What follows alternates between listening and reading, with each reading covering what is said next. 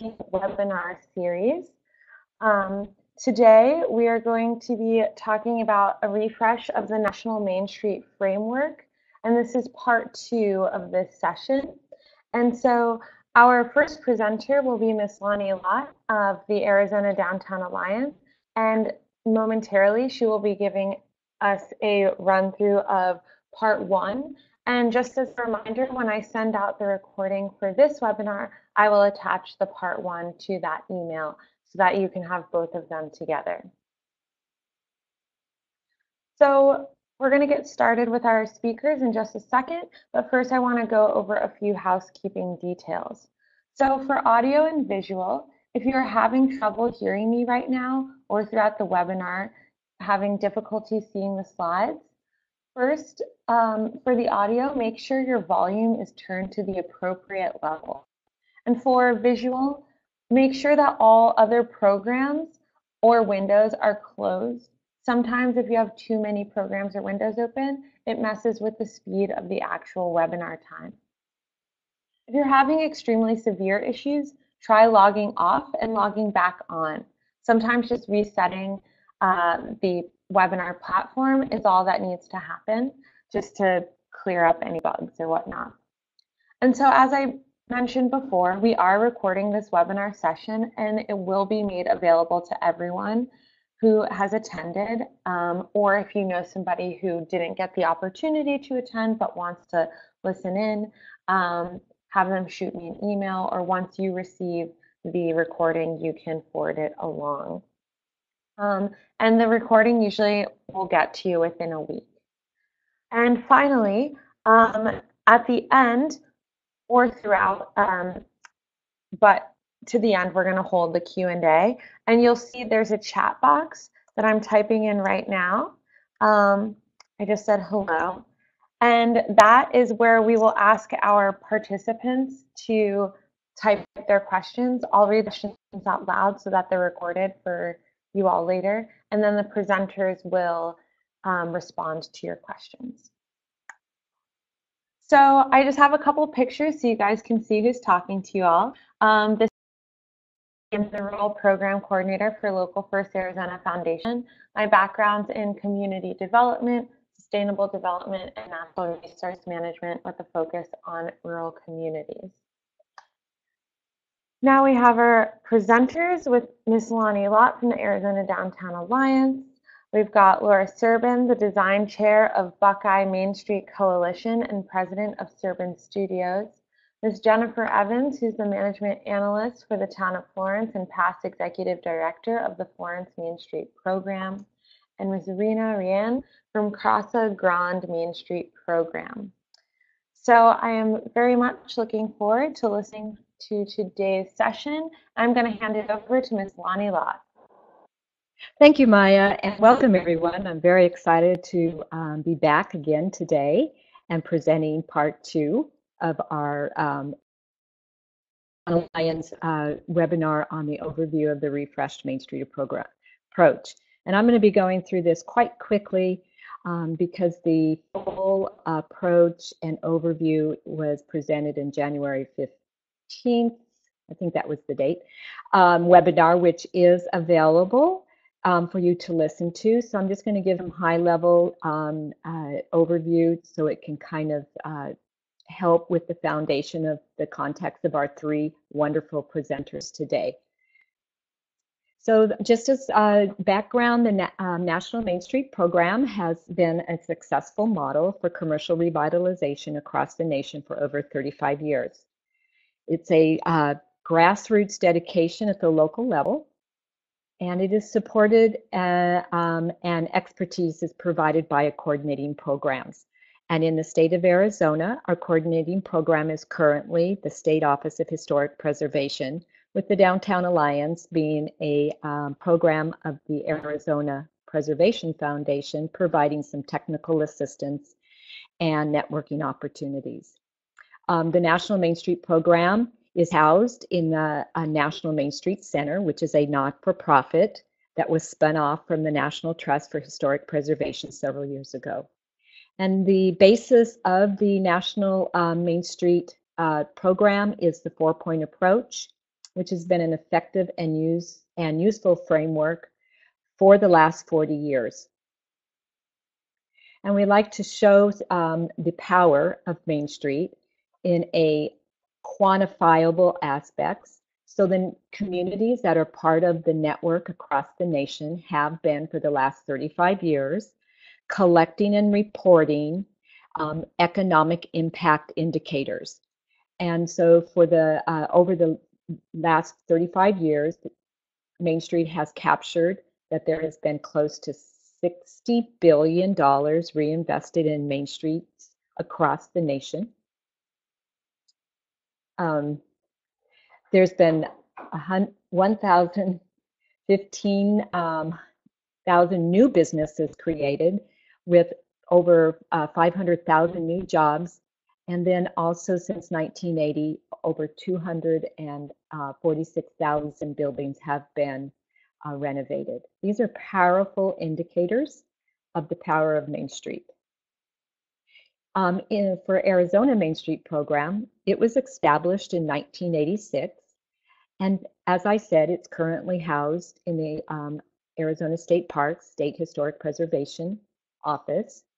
And there are state designated communities include Casa Grande, Globe, Nogales, Prescott, Safford, Sedona, and Vail. And BUCKEYE is an affiliate Main Street program. These are our current programs. And our cumulative statistics that have been gathered from 1986 to 2015 for our economic impact show that there's been 4,000 building projects, and you can see the amount that has created and leveraged, property acquisitions, public improvements, and then net new businesses created during that period of time and net new jobs.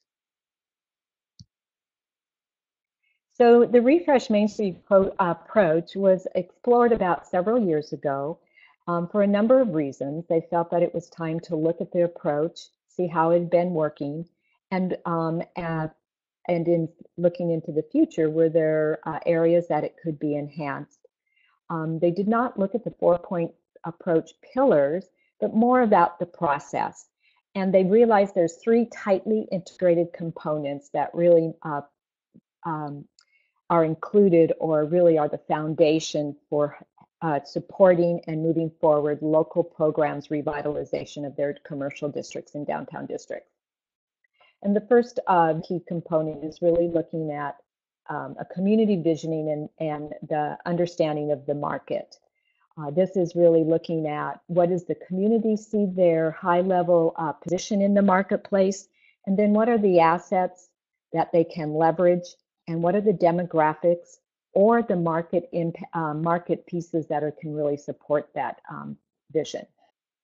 Then using the vision and then also understanding how the market, the supply and demand can support that vision, communities then would create transformation strategies. And these are pretty high level, usually 3 to 4 strategies that then all the 4-point approach framework is anchored in. And then the third component, which is looking at a local level, what is the impact of their strategies and implementation of activities, and how do you measure that impact? So here's just a picture or a model of how this new Main Street refresh is looking. Again, it's pretty detailed, and there's a lot more information that we'll be sharing that is shared in the January 15th webinar that was presented, as well as an upcoming workshop we'll be doing in June.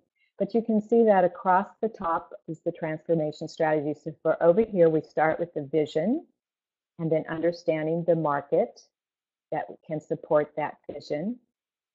For example, a community vision might be that they would want to become the regional arts hub for the region, that their downtown core or their commercial district would be the art and cultural hub for the region.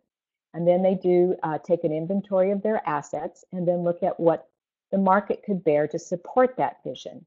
Then across the top, they create their 3 or 4 transformation strategies or long-term goals. And then underneath that, they align the 4 areas or the 4 pillars of the Main Street approach, that looking at activities in the shorter term to support the longer term strategy. And then on this end over here, of course, is what are the quantifiable outcomes and the qualified outcomes. And then finally, here's just 2 areas where you can learn more about the refresh approach. Of course, part 1 is on our library, as well as over on the, I believe it's housed in the Arizona Rural Development Council's website too. And then we'll be presenting a 4.5-hour workshop at the Arizona Historic Preservation Conference on June 14th from 1 to 5 p.m. in Oro Valley. And we'll be bringing in 2 specialists to talk about this approach and really dive into communities to help you with forming your own transformation strategies and implementation action plan. This is the Downtown Alliance's information, my phone number, as well as we have a Facebook and a website. And I'm very excited today to have our 3 presenters because they are representing communities that have been using the 4-point approach for a number of years to really drive their revitalization of their local communities. And they're going to share some of the actual on-the-ground projects that they have been working on to really support their vision. So with that, I'd like to hand it over to Laura from BUCKEYE Main Street Coalition. Thank you. Good morning, everyone. Can everyone hear me? This is Laura Servin. Can everyone hear me?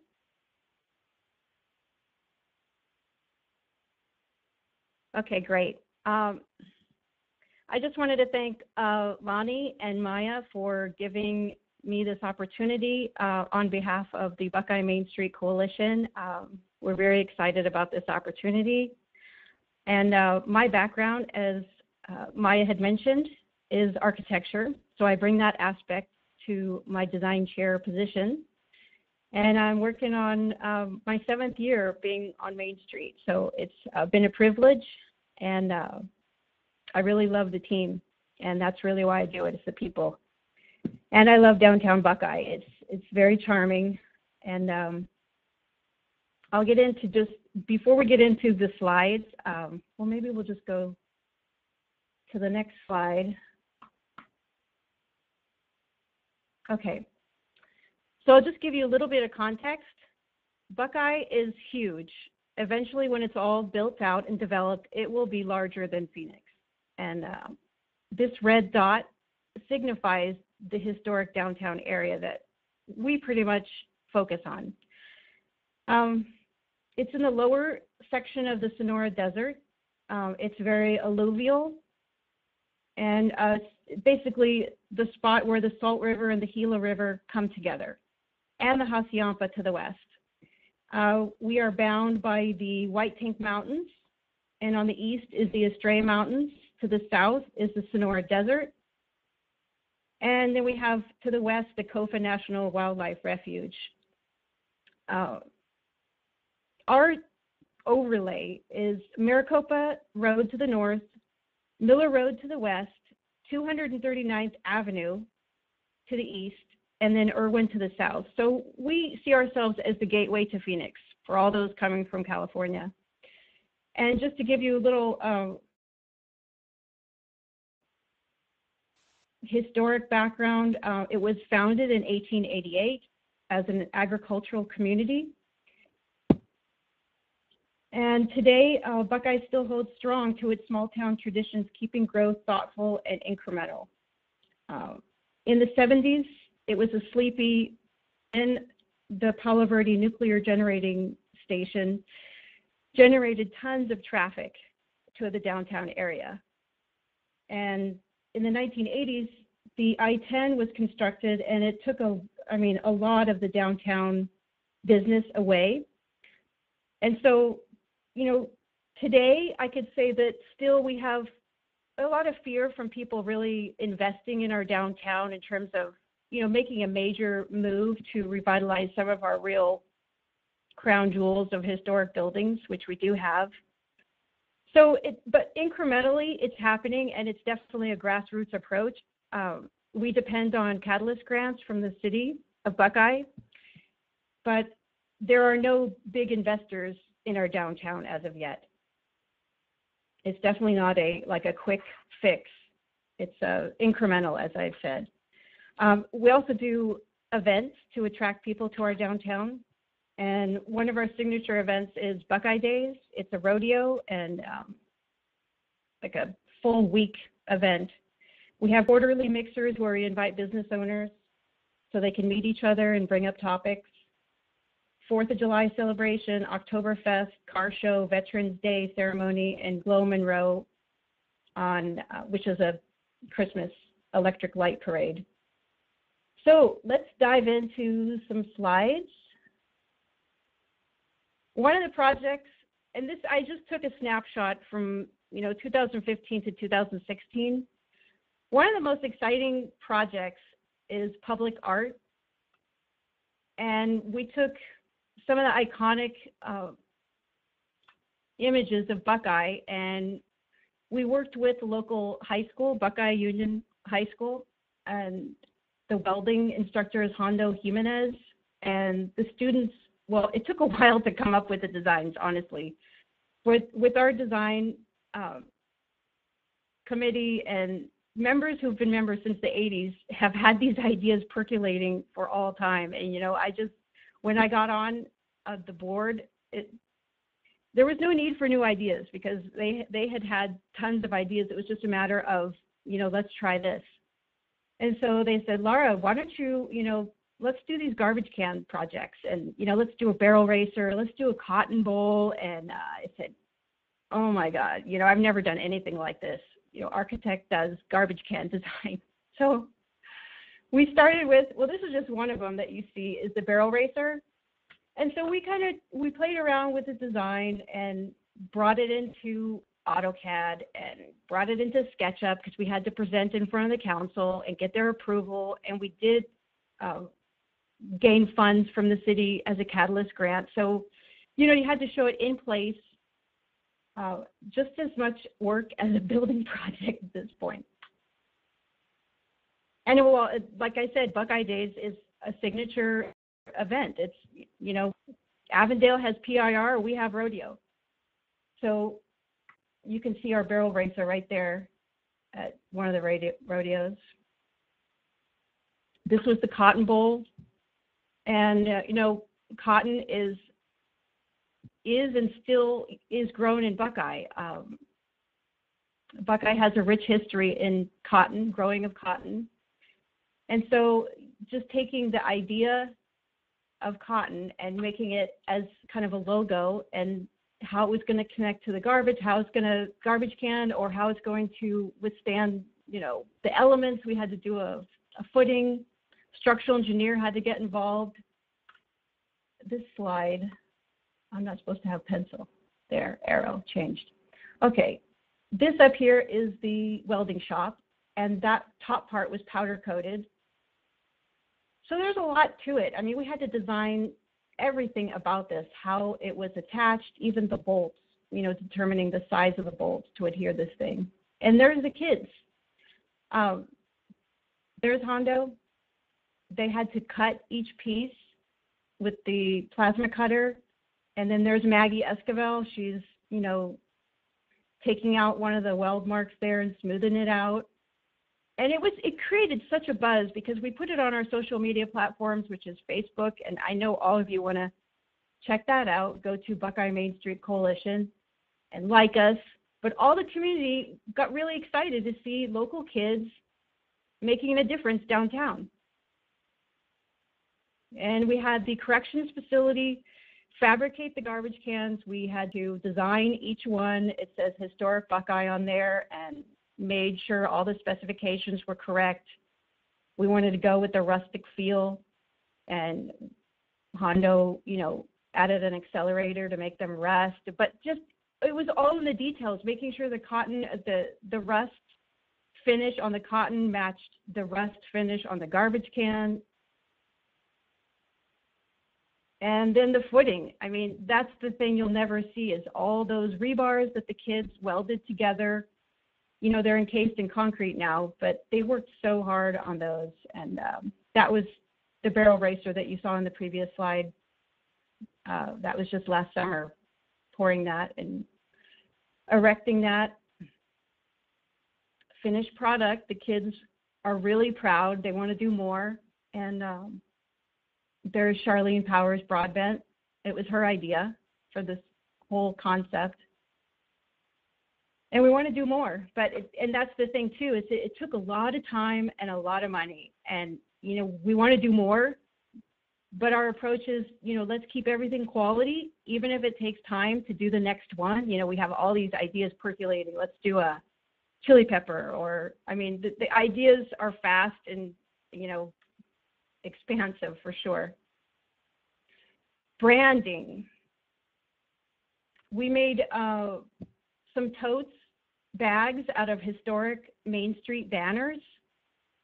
And some of these are from the 80s, and we just made a pattern with a tote, made a pattern for straps and like 3 pieces, and we sent it, well, we made a couple mock-ups, and we sent it to the corrections facility saying, you know, we want it to look this way, you know, and they sent us back bags completed.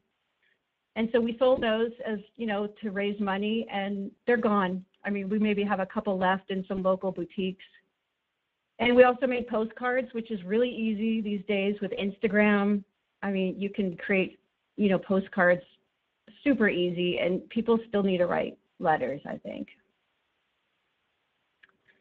And then this brochure we created in 2013. I can't even count how many times we printed it now, but it has definitely opened people's eyes to all the fun things to do in downtown Buckeye. We just got real graphic on the backside with, you know, things that we have to offer.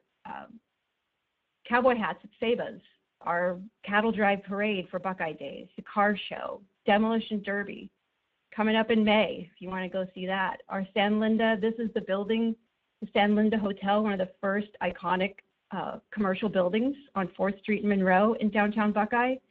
And I'll be honest, it's still boarded up. But as I said, it's incremental, and I know soon someone will just love that building up and open it up and put something really wonderful in there for our downtown. But the momentum has started. Okay, on the back side of the brochure is our map, and we've listed all the businesses that are downtown in the hundreds, and we updated each printing. We try to take it to as many, you know, catchment areas as we can think of, hotels, resorts, community centers, and it definitely has created awareness to bring more. There's a lot of people still living in our other more modern communities who still don't even know that we have a historic downtown. So it's definitely a work in progress. Facebook definitely has increased. When we started, we had 30 likes on our Facebook page. That was, I don't know, 2 years ago. And just by the constant attention to it, you just can never rest. You always have to make it fresh, make sure the pictures are new. It's never a repeat. Feature businesses and always make it positive, always good news. And of course, our events have increased by having a Facebook presence and Instagram. We also give our members these plaques that we created. We designed a proud member plaques, and then we do, you know, smiles. It's really important to get people smiling on all social media platforms, and lots of people too.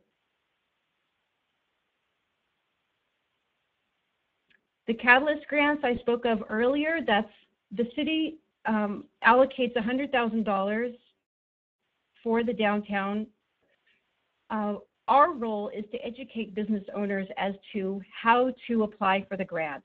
As an architect, I educate them on, being able to describe what they want. Sometimes it's just, okay, just take existing photos of your facade, just draw some arrows, apply by giving, sending in some specifications of I want this commercial door and window, and try to make it as easy as you can. But for the more complex projects, you do need to get an architect involved.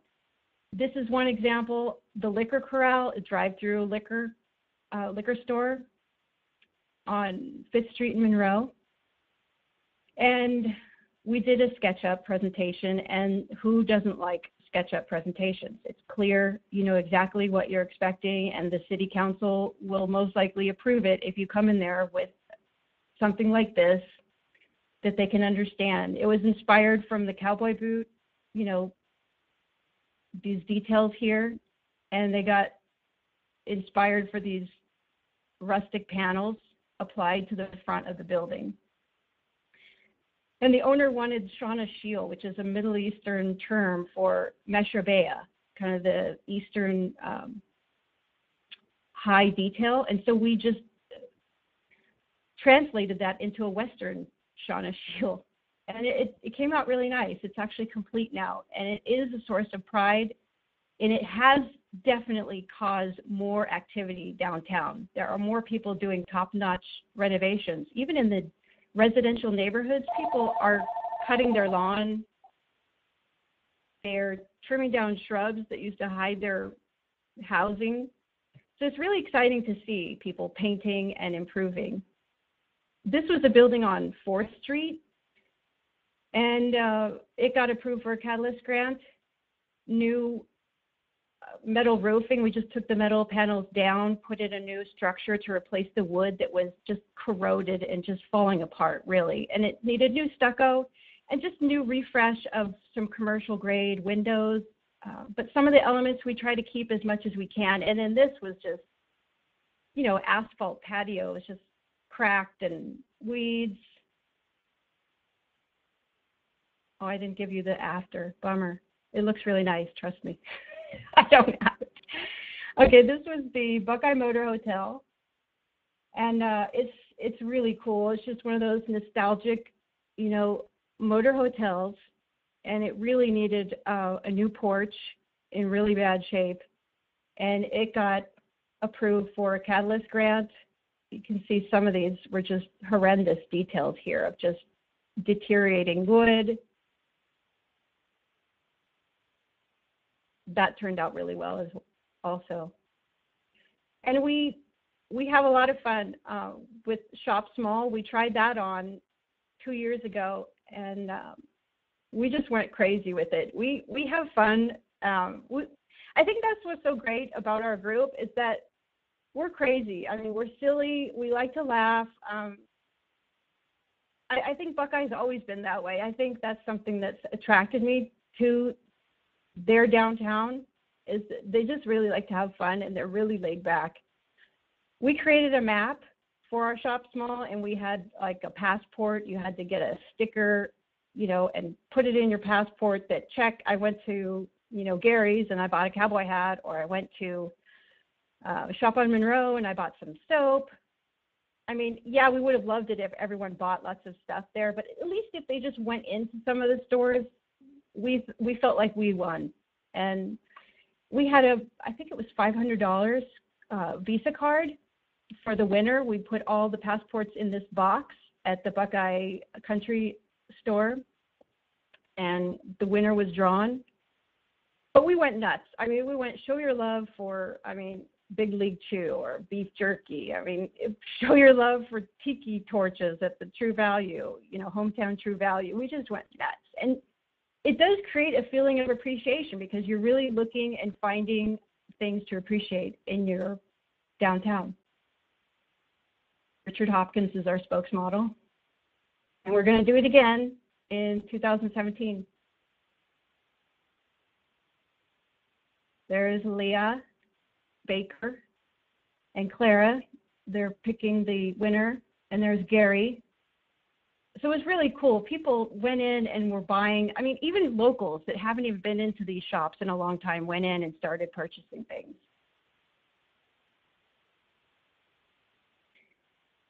Our mixers, we try to have them at different locations to, bring attention to our business owners, or we've had some at the Historical Museum in Buckeye. This one was at the shop in Monroe, a great boutique that offers locally made items all throughout Arizona. Eric Orsborn, our council member, was holding one of our bags that we had created. This was at Jones Ford, and they're one of our great supporters of Main Street. They're always there. I mean, if it's, watermelons at an event, or, sponsoring a rodeo, they're always there for us. And one of the great things that we do is create these not auction items, but, baskets of locally made items from local business owners to the mixer. So, if your number is picked, you win. It makes it fun. And we usually have food and have it catered.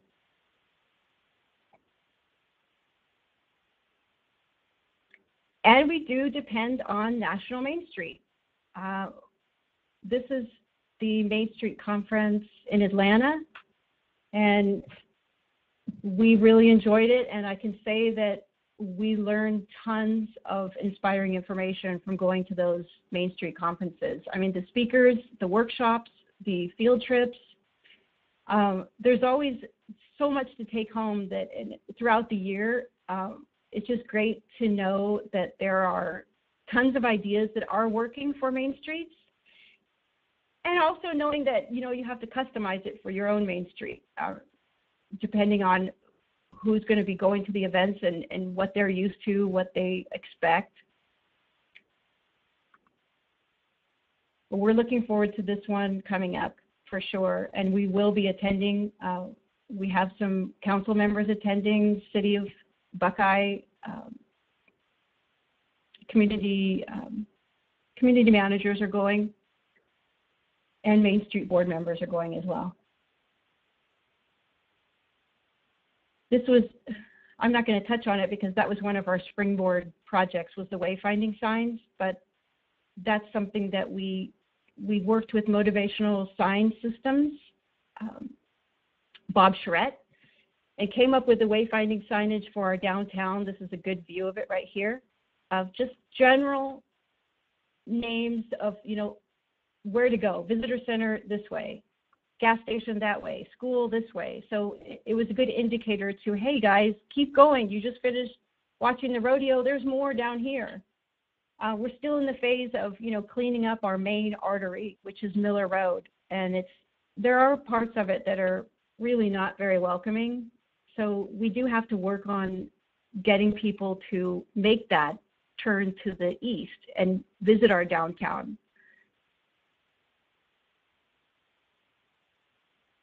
We do need to do more workshops, I think, in the future, but this was one of them that we did about storefront design. We do have problems with attendance.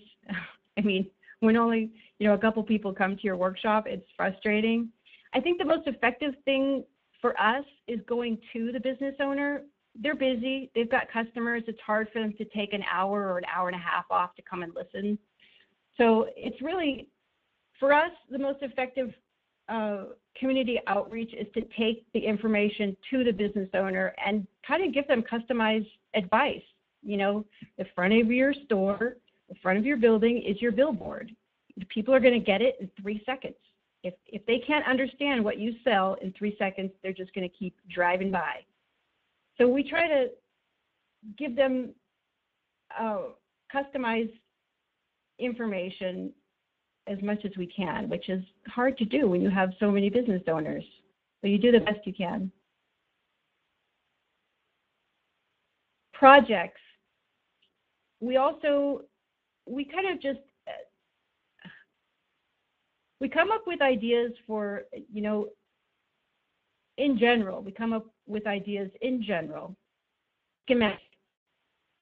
I mean, we bring them maybe into AutoCAD or SketchUp. and then we present it in front of the city council to see, are you ready for this kind of project? And in this instance, the streetscape down Monroe, we wanted to soften it up. We liked the width of it, but we wanted to add, as you can see, planters with trees. And so we started that, and we're still going forward with that project. It seems every year, along with Catalyst grants, we also get to see these projects become a reality. The city takes them over, they hire the general contractor, design build team, and they move it forward. But they do include us in the talks, the meetings. So it's really, really wonderful to be involved in the design and the development of these projects. This was an alleyway, and that was also a project that the city, we started just schematically, and the city took it on and allocate funds for that to happen, and we involved the building owners that were located adjacent to it and the residents. And it is amazing. These trees right here, there's a Dos Amigos Auto Repair is right here, and Enrique loves these trees. And he is now improving his building because of what he sees here happening. And this is a very successful new building project, Cafe 2535 by Tony Yonker. He improved, he really gutted this whole existing building here. Kind of had to build the whole roof over again, but now it's a wonderful place to go eat. And so this was kind of the beginning nucleus of all the renovation downtown. And so Benbow Alley was kind of a natural next step to revitalize. You can't see it here, but this is a pocket park. So the pocket park started with renovations, then Cafe 2535, then the alley, then Alice's building, and it just kind of went boom, boom, boom. It just radiated out of this center, which is really cool because we have our Veterans Day celebration here, and it's awesome because we get to celebrate in one of the projects that our MainStreet had a heavy hand in. This is a project, this is just some of the things that we offer. If a building owner takes possession of a building and they start painting, without getting any design review or anything, we kind of stop by and say, hey, what you doing up there? What kind of color are you painting? We try to stop at midstream if it's some garish, like bright yellow and red, building scheme color, and just trying to, because we don't even have a paint code adopted now. So it's just kind of as we can catch it. But this building was having, structural sagging. And so we got a structural engineer in there and helped shore up, the span in here by going into the ceilings. So a lot of the work that we do is never even seen by anybody, but we help out business owners. This is another project on our MainStreet. It never happened, but sometimes they do, sometimes they don't. It's signage. She's got all this clutter in the windows. Sorry, I hope she's not watching, but it is. And I just said, you need a sign, a blade sign, so people can see it going east and west, and brackets you can get online with a light fixture, and just to do a smart, great graphic. But then you get it. I mean, it's just, you can just go on and on working with the building owners of their business, and then it gets into the branding. What are you offering? Do you want to expand your business? Who do you want to attract? Who's your client? All that. The special events, this is our Glow on Monroe Electric Light Parade, and it's awesome. They've been doing it much longer. I mean, like 20 years, they've been doing these events. Kids come out from the schools, bands, people decorate floats, business owners can advertise. This is the Haydens.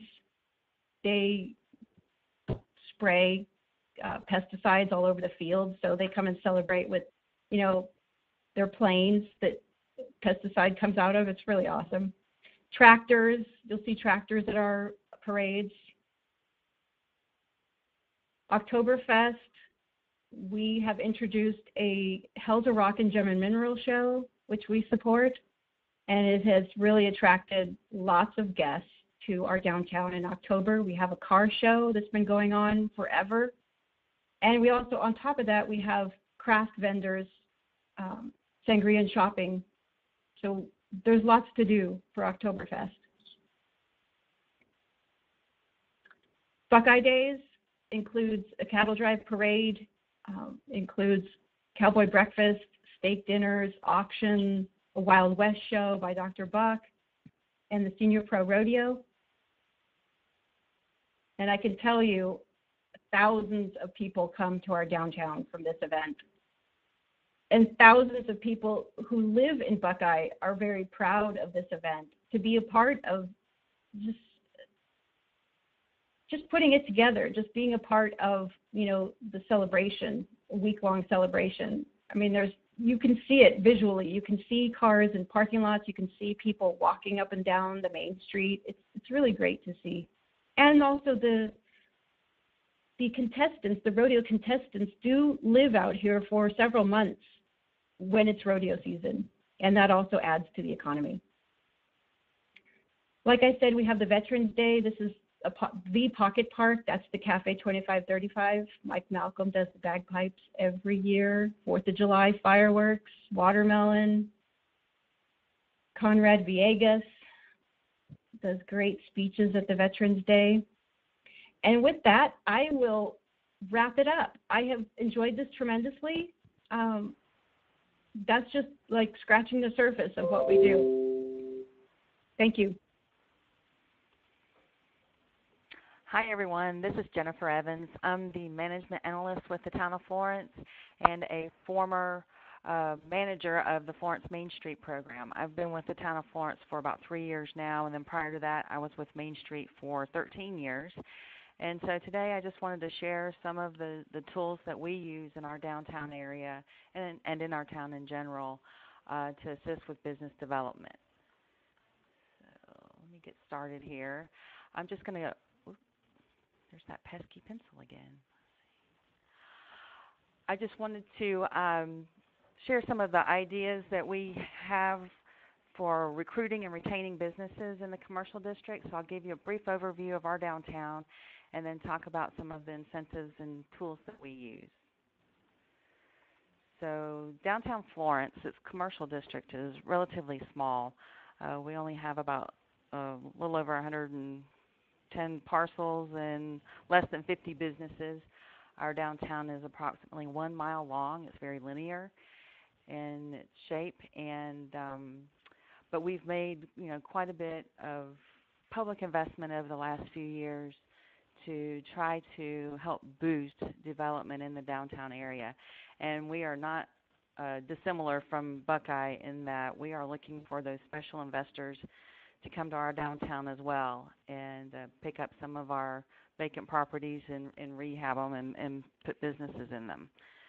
So some of our recent projects that the town has undertaken was we've made an investment in a new library and community center as well as an aquatic center that borders the northern, or is actually located on the northern border of our downtown area. And that has really helped to spur a lot of traffic through our downtown over the last couple of years. And then we also have extended our Main Street. Historically, our Main Street just dead-ended at our town hall. Well, now we've extended Main Street for another half a mile or so, so it connects with State Route 79, and that's been a very important project to help get people into the downtown area. Let's see. So the town of Florence actually owns 2 commercial properties in the downtown. The Silver King Marketplace is a building that was constructed in 1895. And it was owned for many years by the Florence Preservation Foundation that tried to, or actually did start the restoration project of this building. And the building was actually gutted by fire not once but twice in the 1990s.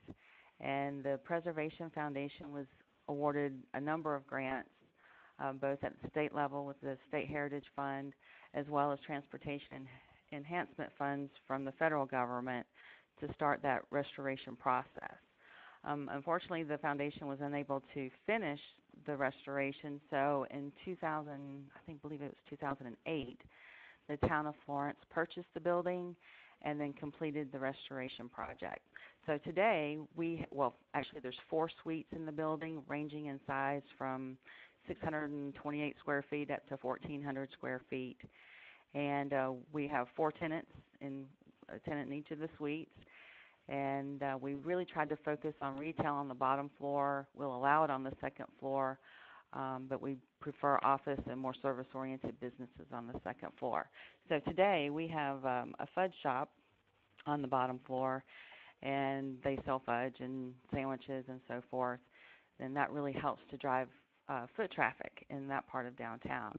And then next door in the adjacent suite, we have a consignment shop, a clothing consignment shop, and then upstairs we have a home goods consignment shop, as well as a kind of like a day spa with an esthetician and massage therapist providing services in the building. So we've had that building full for over a year now, so we're really excited about that. And it's amazing that the amount of foot traffic that those little businesses have generated for that end of downtown.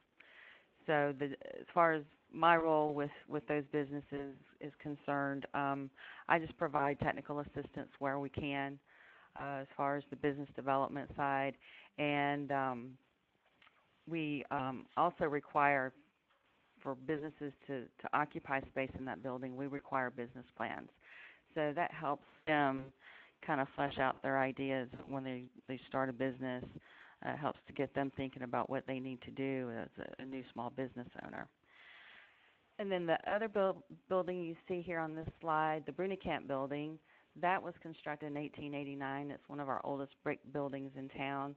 The town has owned it for several decades now, and for about 20 years it housed the Florence Chamber of Commerce, and then for a couple of years it housed our MainStreet program. About 3 years ago, the building needed some work. It was kind of listing to its side in the back. So the town came in and spent about $70,000 to do some engineering work and kind of beef up the foundation. And so we've had this building was actually on the market for almost 2 years. It sat vacant while we tried to work to find the right tenant for that space. And we were finally able to do so last fall when we leased the building to a local attorney. So he's very happy there, and we're happy that the building is in use and it's back, contributing to our downtown. The next thing I wanted to cover, and this is one of our programs that we use as an incentive tool for businesses that want to come into our downtown area or in our town core, and that's the Town Core Infill Incentive District. And we developed this a couple of years ago to kind of relieve some of the burdens of people coming in and trying to open businesses and having to either construct a facility or even rehab a facility. So if you look at this, see some of the parameters of the program. And this was on the wrong slide. This is for new construction only. And what we found that in the incorporated limits of our town, we have over 3,000 vacant lots. Most of them are outside of the town core area. We only have a couple hundred in what we consider our traditional downtown core area.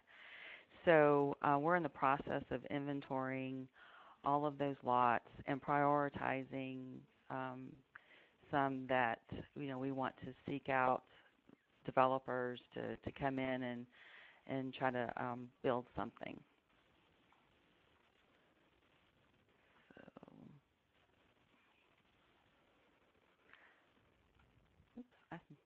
Excuse me, sorry about that.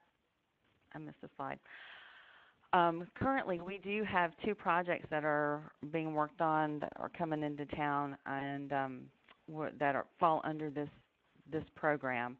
And the town also developed a one-stop shop. So we have brought together our community development public works for the infrastructure pieces, and fire departments for fire and safety codes.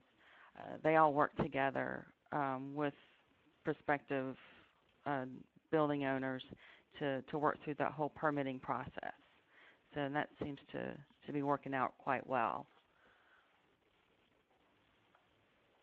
The other program that we have is the Adaptive Reuse Program, and it's modeled off of a similar program in Phoenix that's been very successful for them. And this is for rehab projects only. And we've used this program within the last year and a half to bring in a restaurant in our downtown. And what we really worked with the restaurant owners on was parking requirements and restroom facilities. And with the Adaptive Reuse Program, it kind of relieves some of the requirements that are typically levied on projects. Through this program, we're able to use the International Existing Building Code, which is kind of a less restrictive tier of codes that allow for alterations to our historic buildings. So that's been a successful program for us so far. And this, really the goals of this program, as well as the Infill Incentive District, is to reduce the cost of construction or rehab projects that will hopefully help for projects to pencil. And so we have the flexibility to reduce some of our town fees. We cannot reduce or eliminate impact fees, but we can work with a property owner not only with the permitting process, but with some of the typical code requirements that we can kind of relax a little bit without endangering people's lives as far as safety codes. One other step that we've taken in the last probably 5 years or so, we've developed a plan for our future. So we not only try to restore our historic buildings, but we're also planning for future development. And this North End Framework Plan basically covers about 160 acres on the north end of our downtown. And it's a mixed-use plan that has residential, commercial, and some recreational opportunities there as well. So this is the next generation of downtown. So as far as what I do as a management analyst and the lead of our economic development team is we basically focus on business retention and expansion. And we work one-on-one with our local businesses to make sure they have what they need to be successful. And a large part of what I do is establish relationships with our local businesses. And that really helps to identify their needs and figure out how we can best serve them. So I do a lot of one-on-one. And a lot of times what our local businesses need is information. So information about our local market. And I think it's very important, probably one of the most important things that I do, is to have a firm understanding of our local economy and the trends and what's happening at any given time, not only in our downtown, but in the regional economy as well. So it's important to always have someone locally that has a firm knowledge base on the economy of our community. So, and we do that in a number of ways. Of course, we survey our local businesses to see how it is on the street, so to speak, but we also look at a lot of economic data that we try to incorporate and share as much as possible. The other piece of what I do is assist with business startup, and we get quite a few folks who come in. They have a dream, they want to open their own business and work for themselves, and so we just try to provide as many resources as we can as far as information and business planning to business startups. So that's it in a nutshell, very brief nutshell. And let me give you my contact information. If there's any specific questions you have, you can feel free to call or email. So with that, I will turn it over to Rena.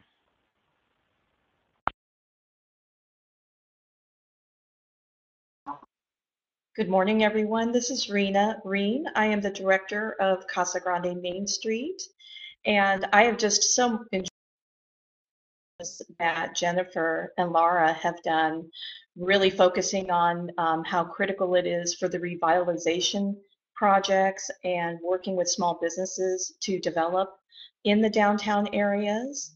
I'm going to be focusing on historic downtown Casa Grande and our Main Street program and the evolution of that program as it's been in our town for more than 20 years. Our goal here is to evolve with what's going on in our downtown. And because I have been Main Street director here now since 2012, I've had the awesome opportunity to take on the legacy that has been provided to me from other Main Street directors. We've had several in the past. Each director has brought with them a different skill set and focus and passion. And so I'm just really excited about sharing with you a little bit about how we've evolved and what we feel is the next phase of our Main Street program in downtown Casa Grande. As I mentioned, I have been the director here since 2012. And prior to that, I was in community development with master plan communities in California. I thought it was really great that I was able to bring my marketing communications skill set to the downtown, and it was one of the reasons why I was selected as the director.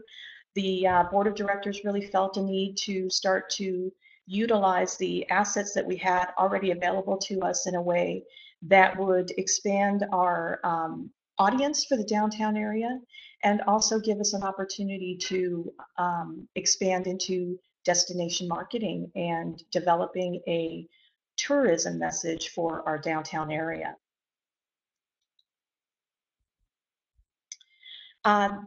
These are just a few examples of some of the projects that were taken on prior to my arrival here. As I mentioned before, our Main Street directors in the past, and in particular, I want to give a lot of credit to Marge Jantz. She is still very much an active champion of the downtown area. And what she did when she was here was really start to generate a lot of interest and support within the local community, particularly with our local artists, to develop art history projects. Here is pictured the Main Street mural.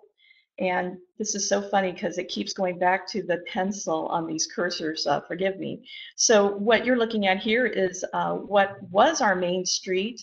Our Main Street burned down a couple of times in the downtown area. It's actually one of the reasons why our city was incorporated so that they could start to provide fire services back in the late 1800s. But what we did was represent the Main Street, original Main Street, as a mural in our Main Street alley. And so this is one of the focal points when we do our historical tours on a monthly basis. The one thing that I also wanted to point out here is that, you know, there is just some great details when they put together the murals in the downtown area. They did things like take old railroad ties and different nails that were used back in the historic times and actually embed them and implant them into some of the sidewalks. They also made a point of demonstrating here in the stone pavers what the reference was to the historic family and the heritage behind each building. And it becomes a very important piece when people come to visit our downtown.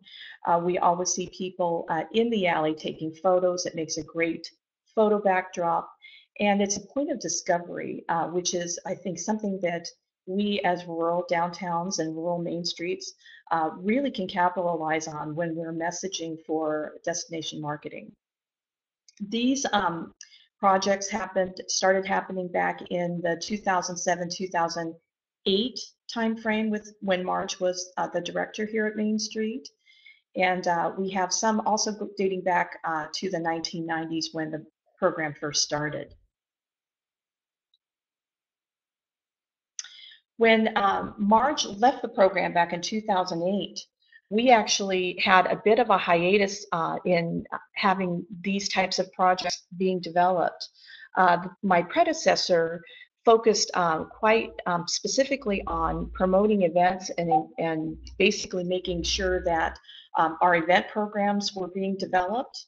And so one of the things that we've done since I arrived was shift back away from the focus on the events to more of a focus on creating these destinations within the downtown area. Part of the reason for that also is because our downtown has evolved quite a bit in the past 5 years. When I first arrived with Main Street, there was no event programming other than what Main Street had already developed.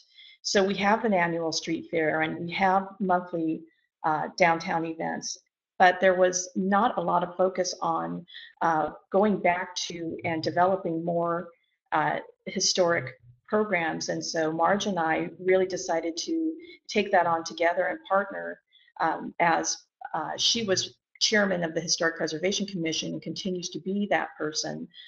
We really felt a kinship and a passion for these projects and have started to develop them again. An example of that is our Doors to the Past program. This was actually completed in 2013. Here, because grant funding is very, very lean, as most of you know, we were able to acquire 30% of the funding for this project as a grant. However, 70% of the funding came from the community in terms of in-kind services and actual cash donations. Without the community members being involved and really engaging with us on this development of this project, it would have never happened. And so you'll see here, this is the actual completed project that's located just off the main street of Florence Street, which is our main commercial street in downtown Casa Grande. This is the plaque that was created to celebrate all of those that were a part of this program. We had several local artists that volunteered their time to actually produce the doors. And we had quite a few people that were involved with the actual installation. These windows that you see up in this area here were actually restored and became part of a restoration project that we did not anticipate when we first started the program.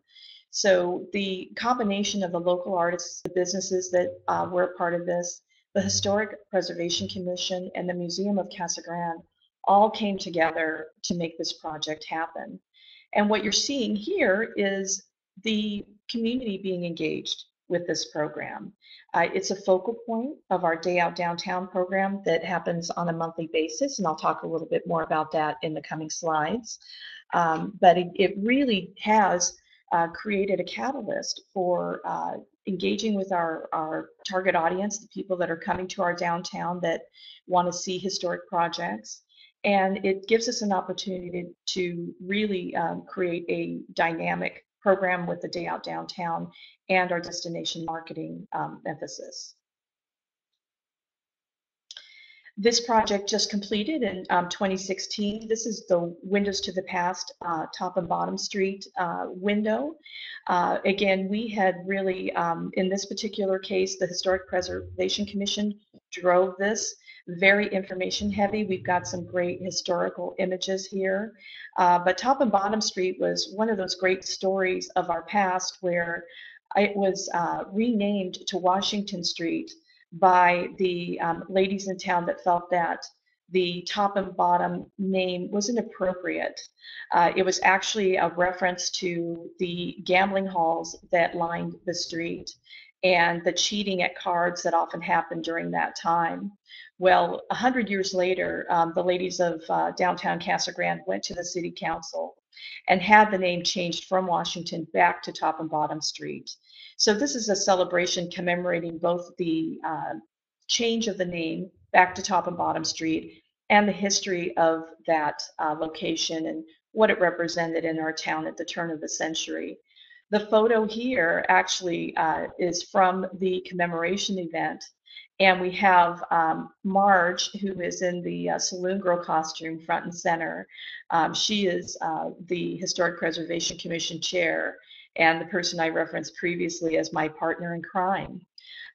In this case, this project was funded 50% by public funds and 50% by private funding. And we received quite a bit of notoriety as a result of both this and the Doors to the Past, because it provided us with media coverage. It provided us with, again, another point of interest that we could represent during our historical tours. And it demonstrates, a reinvestment in the heart of our town, the historic downtown area.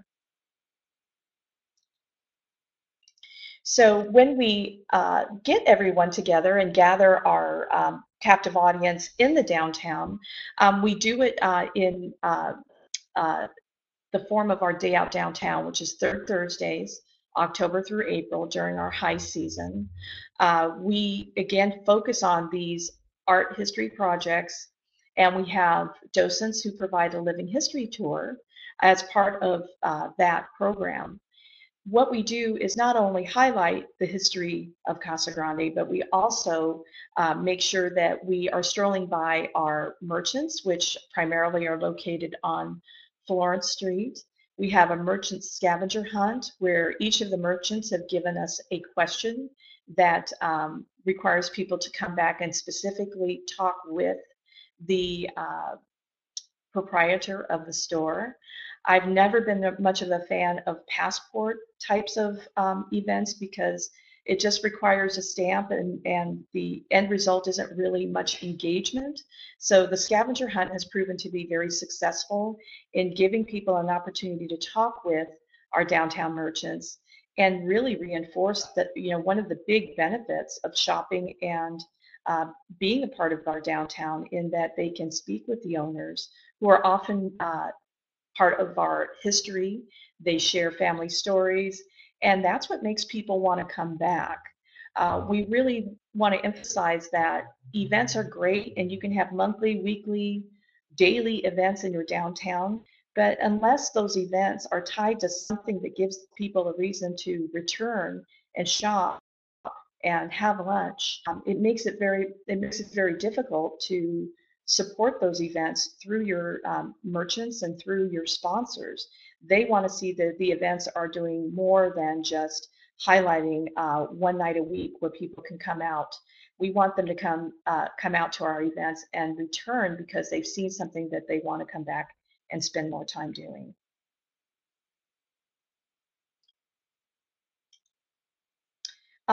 When I came on board, we didn't have much of a marketing communications program.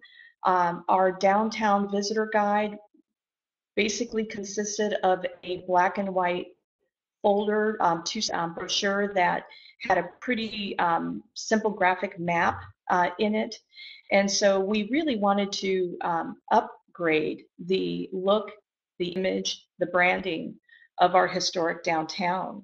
And so what you're seeing here is our slogan that we've been capitalizing on now for the past several years, What's Up Downtown? And then the front cover of our historic downtown visitor guide that has been in place now for about 3 years. What we do with these pieces is we really utilize it to link all of our different promotions, whether they be electronic or print messaging, so that when people see the downtown logo, they see it in my e-blast, they see it in the visitor guide, they see it in our advertising, they know we're talking about downtown Casa Grande. This is the layout, and keep in mind, one of the things about a webinar is that you can't provide handouts. So this is a folded piece. It has 8 panels on both sides. And so what you saw earlier was the cover here. The panel here tells a little bit about the Main Street mission. This panel has all of our friends listed so people know who are the people that support us through friend membership with MainStreet. This is the back panel that gives all of our contact information. And then this panel here highlights what is going on from an event standpoint.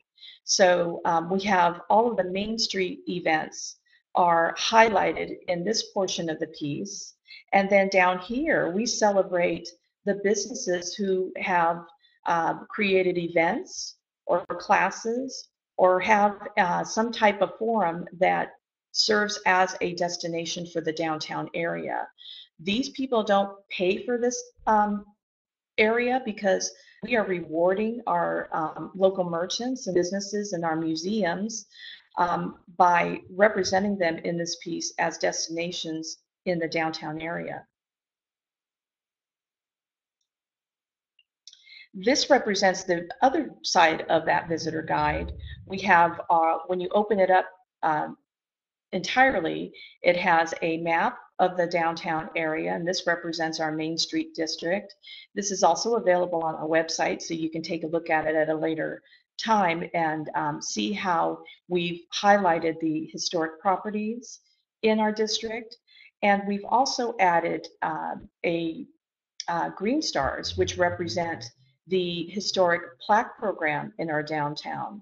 So someone can come into my office, they can pick up this piece, and if they're not there for Day Out Downtown and can't participate in the historical tour, I can still send them off with this visitor guide and show them on the map where the green stars are located, and they can follow the stars and do their own walking tour. These ads help to support the print cost of our guide. And then this represents the specific businesses that are part of the MainStreet membership that are represented in the proximity of this map. So they're within the area of the map.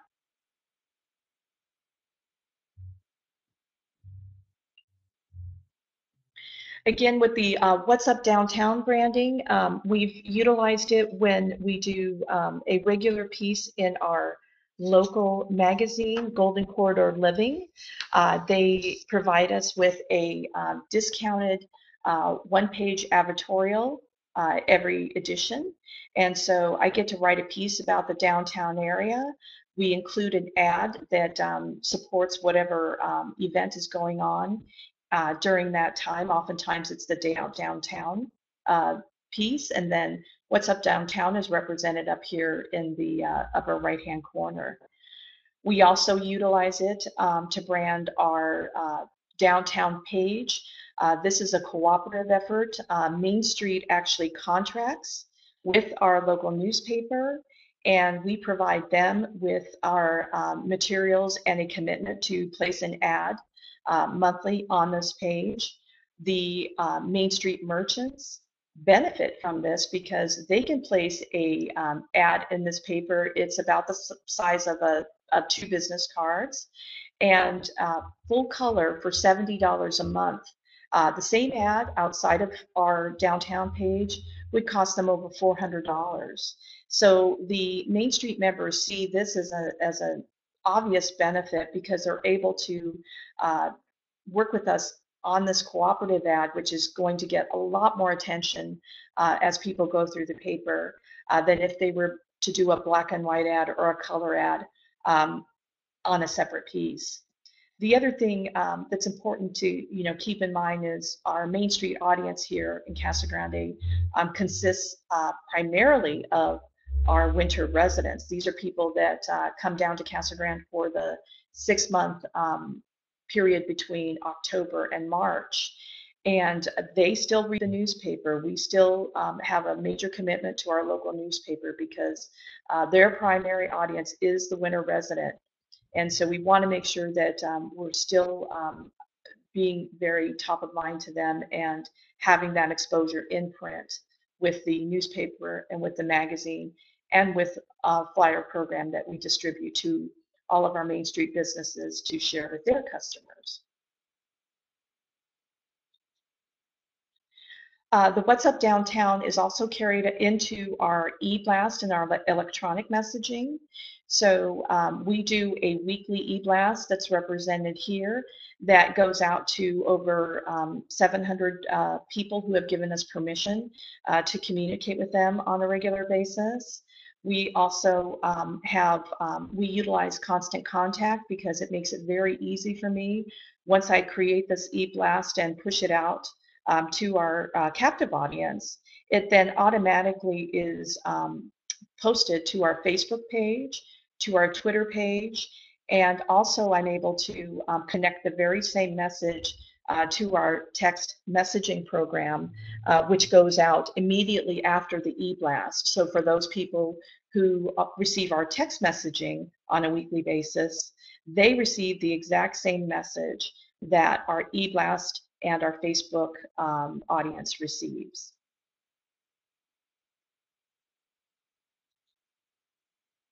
And then that leads me to returning to the idea of history as an opportunity for marketing and creating a marketing program for our downtown. This is our latest project that we're working on. It represents our Arizona Gives campaign, which is April 4th. And so we are working with, again, the Historic Preservation Commission. We are partnering with them on this program to bring our historic neon signs back out from the dusty storage area to the back into the public eye. So one of the things that we're very excited about is that we're utilizing this not just as an opportunity to fundraise for Arizona Gives Day, but also to re-engage with our community, and very similar to what we did with Day Out Downtown and the Doors Project, get people to really take ownership and become true stakeholders in the downtown and be our ambassadors out in the community. Just a couple of examples of how we're doing that. We are taking the Sunset Court sign, which is actually in storage right now, and we are going to be utilizing it as part of a new mural display that's going on the side of the Western Trading Post building in downtown Casa Grande. So we will be restoring the sign with all its neon, and it's going to be a key component to a mural that will be celebrating Highway 84, which is our version of Route 66 in southern Arizona. The other sign that we will be restoring is the Horseshoe Motel sign. And this sign is actually Main Street's property. We're going to be restoring the neon, and we're very excited that in just a few weeks that we've been out campaigning about this restoration project, we have already identified a local family that is going to be donating the land for the neon sign park. And so this will be the first installation into that neon sign park. We're anticipating sometime in 2018. And then how we're getting the word out about this, again, through events and promotion. Our What's Up Downtown message is coming out in just a few days in the Golden Corridor Living magazine. We're telling the story of the signs and our mission to get them restored and out into the public eye again. We're asking those that can't come to our events to make a pledge. And then we have 2 events as part of that campaign. The first one is March 24th, and we're doing a spaghetti Western night, very similar in theme to our commemorative event that will include poker and lots of great costumes and great photo ops. That March 24th event, the primary goal for that is to make sure that people know about April 4th and our big finale. That event will be held in a historic property here in our downtown area. It will include a countdown to pledges and a live auction that will be conducted by our auctioneer from Western Trading Post, who they do monthly auctions, and they're very well known for their auctions. And we're taking advantage of that audience that goes to the Western Trading Post auction as a way to expand the audience for our Arizona Gives Day campaign. So I think I'm out of time. This is my final page here, just thanking you for listening today and also giving you our contact information and our website so that you can go in and see more about and learn more about what we're doing here in downtown Casa Grande. Thank you. Awesome. Thank you all so very much. So we're going to open the Q&A. I know that potentially one or two of our speakers might have another meeting at 11:30. So if you have a question and they are not available to answer, we can have you email them directly. All their contact will be sent to you in an email. But if there are any questions right now, if you want to go ahead and type them into your message box, I will read them out loud. And we'll just give it a moment. And while we wait on that, I'm just going to talk about what's coming up next for the webinar series. Next month, we have an approaches to rural health care, and I am extremely excited for that one as well. Rural healthcare in general is something that is very important, and rural communities often have many difficulties because of proximity. So that one will be very interesting.